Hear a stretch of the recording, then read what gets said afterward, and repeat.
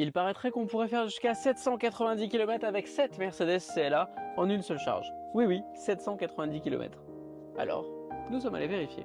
Et dans ce cas, quoi de mieux qu'un long trajet, un Paris-Nantes, pour allier 450 km par la nationale, pour commencer, et au retour demain, par l'autoroute. On verra ses réelles capacités. Et pour le moment, nous partons avec 620 km d'autonomie annoncée, 98% de batterie, 5h13 comme vous pouvez le constater, et 444 km.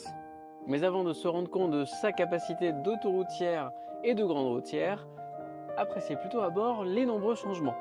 Juste ici, terminez les boutons raccourcis pour les sièges chauffants ou alors les positions mémorisatrices du siège électrique. Il faudra concéder d'aller dans l'écran, comme quoi la modernité, ça n'a pas que du bon.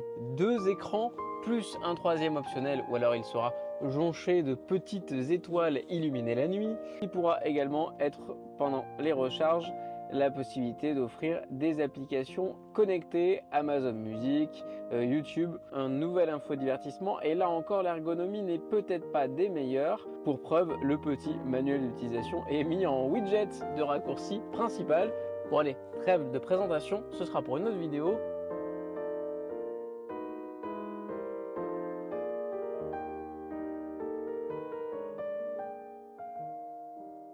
Donc voilà, première portion de trajet. Concrètement, depuis notre départ, nous avons réalisé 291 km et utilisé un peu plus de 50% de la batterie puisqu'il nous en reste 44. On voit tout le potentiel de cette voiture sur la route. C'est quelque chose qui est assez agréable à manier. On a une voiture qui a une direction assez précise, assez franche.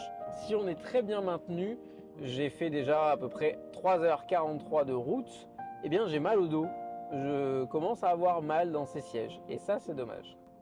Alors ce qui est tout de suite très agréable dans cette Mercedes CLA, ce sont ses régénérations. En ville, ça sera peut-être un peu brutal. On aura des commandes sur le volant qui sont assez intuitives. Petit bémol, l'insonorisation aurait pu être plus filtrée. Alors pas tant sur l'aspect extérieur que sur les bruits de roulement, qui elle est vraiment présent. On les entend bien. Qui est très agile également.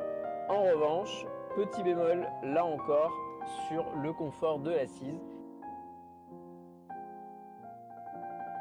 Et nous voilà au terme de cet essai, 450 km tout rond. Il nous reste 15% de batterie, 91 d'autonomie restante et une recharge super rapide pouvant atteindre 266 kW à l'instant T. Allez, je vous passe un tout petit moment de musique.